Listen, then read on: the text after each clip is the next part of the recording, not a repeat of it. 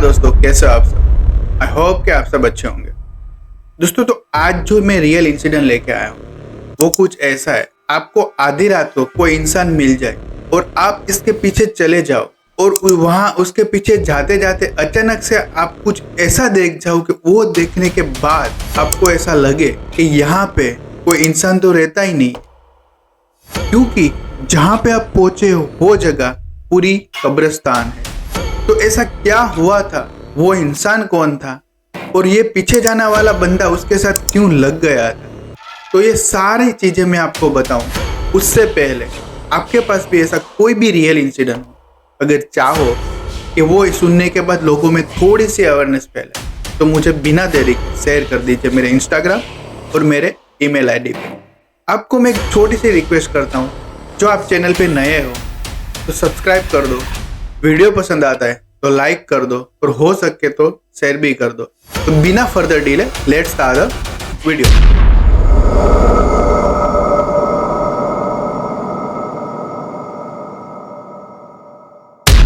दोस्तों, ये पूरा इंसिडेंट संतोष के साथ हुआ है और वो जो संतोष है पैसे से एक डॉक्टर है और उसको अपॉइंट किया था तमिलनाडु के एक छोटे से गांव के अंदर। वहां पे एक छोटा सा क्लिनिक था, वहां के लिए उसको अपॉइंट किया था। और दोस्तों, संतोष क्या करता है, उस गांव के अंदर जाता है और सेट हो जाता है और वहां के जो जमींदार थे और वहां के सरपंच थे वो सारे लोग उसकी इज्जत करते थे, क्योंकि संतोष आधी रात को भी किसी को कुछ ना कुछ जरूर होती है, हेल्प की जरूरत होती है, वो खुशी खुशी वहां पे जाता था और इसका इलाज वगैरह भी करता था।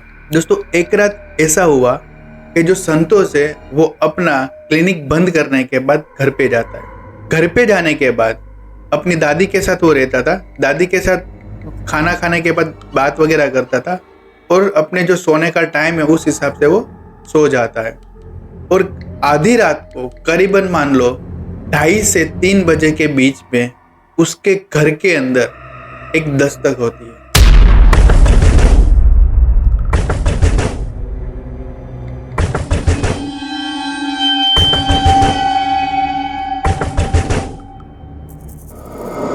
और वही जो दस्तक उसके घर के अंदर हुई थी दोस्त, वो उसके लिए इतना खौफनाक मंजर होने वाला है वो संतोष को पता ही नहीं था। दोस्तों, आधी रात को उसके दरवाजे पे कोई बंदा आता है और जोर जोर से नॉक करता है। ये सारी आवाजें सुनने के बाद उसकी जो दादी है उसकी नींद खुल जाती है और वो बाहर निकल जाती है। और बाहर आती है तो उसके जो घर के दरवाजे होते हैं, गांव के अंदर कैसा होता है दोस्तों, ये 2 दरवाजे होते हैं, एक घर के अंदर खुलता है और एक घर के बाहर खुलता है। और जो बाहर वाला जो दरवाजा होता है वो कुछ मतलब उसमें थोड़ी जगह वगैरह होती है, तो बाहर की चीजें भी उसको दिखती है। और मान लो कि एक सेफ साइड के हिसाब से वो डोर रखते हैं गांव के अंदर। तो जो अंदर का दरवाजा खोलने के बाद उसकी दादी बाहर कोई इंसान था, उसको पूछते हैं कि क्या काम है, कौन हो आप। तो वहां से जो इंसान था ऐसे घबराते हुए बोलता है कि मुझे डॉक्टर से मिलना है क्योंकि मेरी बीवी प्रेग्नेंट है और उसकी बहुत तबीयत खराब है। डॉक्टर साहब को बताओ और मेरी बीवी को आके चेक करे, क्योंकि वो प्रेग्नेंट भी है तो उसको कुछ हो ना जाए, कुछ अनहोनी ना हो जाए उसके साथ। तो जो दादी थी वो दादी उसको बताती है कि एक काम करो, आप कल मॉर्निंग आ जाओ क्योंकि डॉक्टर साहब अभी रेस्ट कर रहे हैं, वो नहीं आएंगे। क्योंकि वो पता नहीं उसी दिन उसको दादी को पता नहीं क्या हुआ, उसने मना किया, वरना उसकी दादी कभी मना ही नहीं करती। उसके बाद जो बाहर जो इंसान था वो मतलब इतना जिद्दी था और इतनी जोर जोर से चिल्ला रहे थे कि एक बार मुझे डॉक्टर साहब के साथ मिला दो, डॉक्टर साहब को बोलो कि मेरे घर पे आए, कुछ हेल्प करो। तो ये सारी बातें चल रही थी। तो अंदर जो संतोष था उसने वो सारी चीजें सुन ली। तो संतोष बाहर आता है और बाहर आने के बाद वो संतोष सारी चीजें सुनता है उस इंसान से। और संतोष ने फैसला किया कि चलो कोई बात नहीं, मैं आपके साथ चलता हूँ। और उसके बैग के अंदर जितनी भी जरूरियात की जो सारी चीजें थी वो अपने बैग के अंदर उसने डाल दिया और उसके साथ वो निकल गया। और वो इंसान था वो आगे आगे जा रहा था, उसके पीछे पीछे संतोष जा रहा था।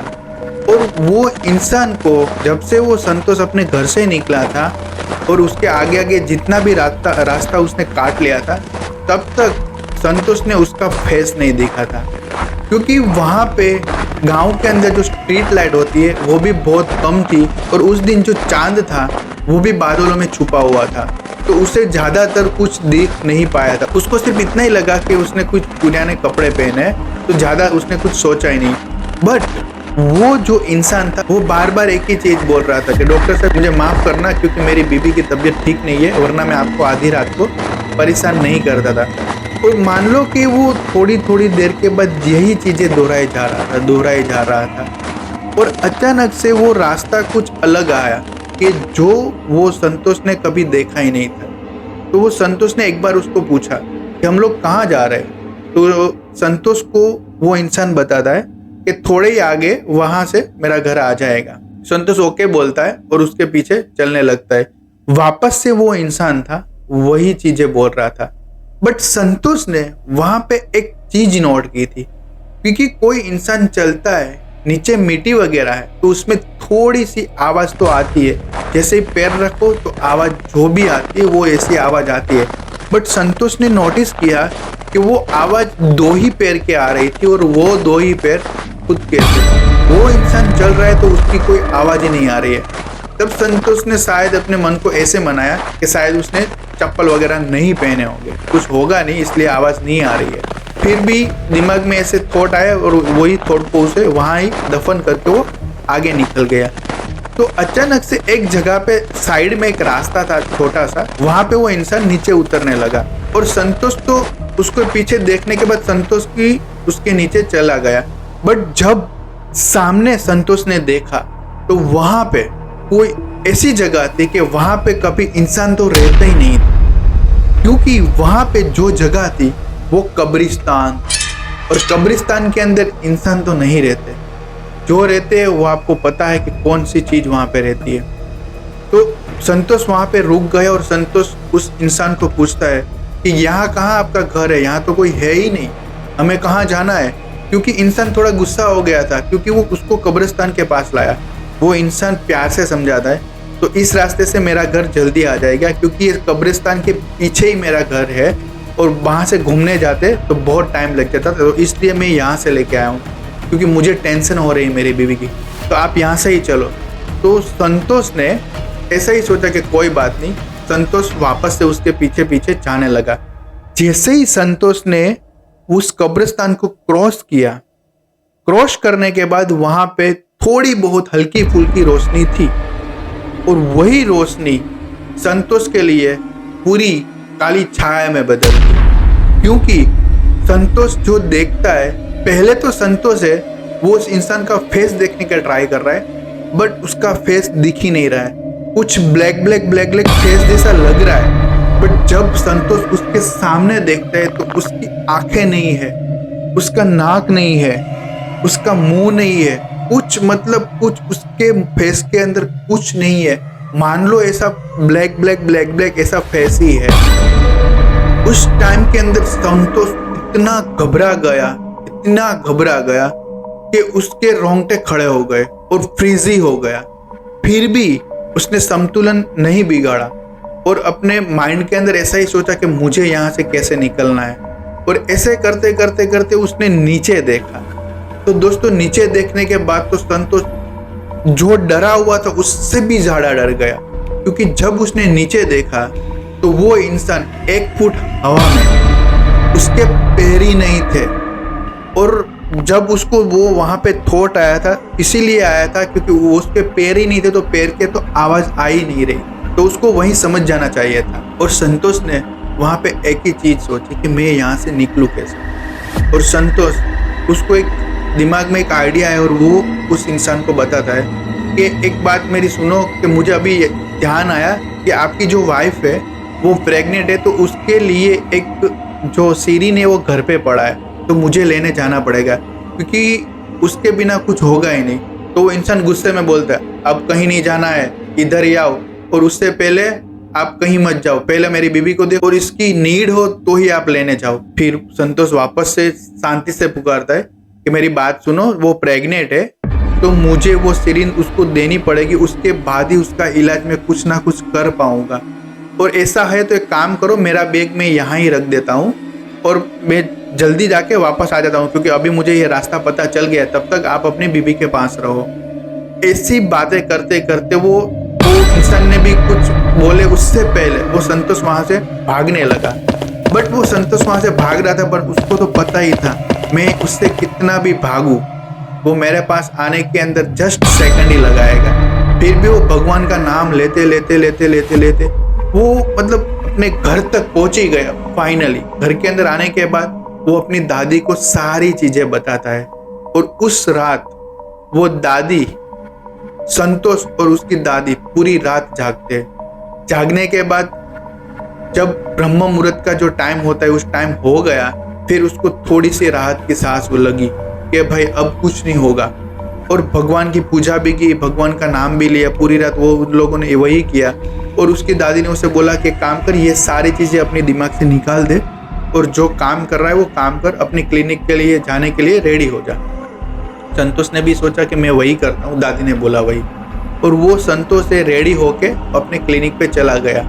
और क्लिनिक पे जाने के बाद करीबन आधा घंटा ही बैठा होगा। जो गांव के सरपंच थे उसकी बीवी की तबीयत ठीक नहीं थी, तो वो लोग वहाँ पे संतोष के पास दवाई के लिए आए थे। उसको चेक वगैरह कर लिया और उसको दवाई वगैरह दे दी। बट जो सरपंच था उसने जस्ट ऐसा ही नॉर्मली क्वेश्चन किया कि आपको यहाँ पे सब सही है ना, कुछ परेशानी वगैरह है नहीं ना। तो वो जो संतोष है वो बताता है वो पूरी कल रात उसके साथ क्या हुआ था वो नहीं बताता, बट इतना बताता कि ऐसा हो तो यहाँ की जो लाइटें वगैरह है वो सही कर दो, क्योंकि कल रात मैं यहाँ से निकला था, कोई गांव के एक इंसान की तबीयत, उसकी वाइफ की तबीयत ठीक नहीं थी, तो मैं यहाँ से रात को निकला था तो बहुत अंधेरा था और सामने इंसान कौन है वो पहचान में ही नहीं आ रहा था, तो उसमें थोड़ी परेशानी होती है, हो सके तो यहाँ पे लाइट का काम वगैरह करवा दो। तो सरपंच कहता है नहीं नहीं, एक काम करो, वापस से बोलो तो कौन इंसान आया था, क्योंकि उसको पता नहीं, शायद ऐसा पता था सारी चीजें कि वो कौन हो सकता है। तो संतोष ने बोला कि नहीं नहीं, एक इंसान था, उसकी वाइफ की तबीयत ठीक नहीं थी, तो मैं उसके साथ जा रहा था, बट अंधेरे के अंदर पता नहीं था कि गांव का कौन बंदा था, बट मेरी तो फर्ज ही बनती है कि मैं उसकी हेल्प करूं, तो मैं उसके लिए जा रहा था, बट हो सके तो ये करवा दो। और वो सरपंच है वो अपनी बीवी को बाहर भेजते हैं और सरपंच उसको बताते हैं कि आप आफ्टर क्लिनिक, जब आप क्लिनिक को क्लोज करो उसके बाद मेरे ऑफिस पे आ जाना, आपके साथ थोड़ी बात करनी है। तो संतोष ने बोला कि किसके लिए, तो कि आप वहाँ पे आओ, वहाँ आने के बाद ही मैं आपके साथ बात करूँगा। और वो लोग वहाँ से चले जाते हैं। उसके बाद उसका पूरा दिन ऐसे ही निकल गया। और रात उसने क्या सोचा था कि आज मैं जल्दी क्लिनिक खत्म करने के बाद, उसके ऑफिस जाने के बाद मैं जल्दी घर पे चला जाऊँगा। उसने जल्दी जल्दी उसका जो क्लिनिक बंद कर दिया। क्लिनिक बंद करने के बाद वो जो सरपंच है उसके ऑफिस पे जाता है। सरपंच पूछता है कि क्या हुआ, जो भी हो मुझे बता दो। उसके बाद सरपंच को सारी चीजें इसने बताई और वो सुनने के बाद सरपंच ने कुछ नहीं किया, उसके टेबल के अंदर से ड्रॉवर खोला, ड्रॉवर के अंदर से 2 फाइल निकाली और ये फाइलें देखने के बाद संतोष को ऐसा लगा कि फाइनली मेरी हेल्प के लिए कोई और भी डॉक्टर आने वाले हैं। बट नहीं दोस्तों, जो संतोष अब सुनने वाला था उसके पैरों तले जमीन खिसकने वाली थी, क्योंकि वो जो सरपंच है वो ऐसा बताते कि यहाँ पे तुम्हारे से पहले 2 डॉक्टर इधर आए थे, ये फाइलें इनकी है। और वो ऐसे ही आधी रात को बाहर गए थे और उसके बाद उसका कुछ अत्ता पता ही नहीं है। पता नहीं वो कहाँ चले गए, आज तक उसका पता कहीं चला ही नहीं। प्रशासन ने भी बहुत मेहनत की उसको ढूंढने की और आज तक किसी को पता ही नहीं चला। इसलिए आपने जब मुझे बताया कि आप रात को कहीं गए थे और वापस आए तो लाइट वगैरह नहीं था और इंसान पहचान में नहीं आ रहा था, इसीलिए मैंने वापस यहाँ पे आपको बुलाया था। बट अब ऐसा कोई भी इंसान आपके पास आए और उसके साथ मैं आऊँगा और उसको बताना कि एक बार आप सरपंच जी को साथ में लेके आओ, उसके बाद ही मैं आपके साथ आऊँगा। उसके बाद ऐसा ही करते हैं।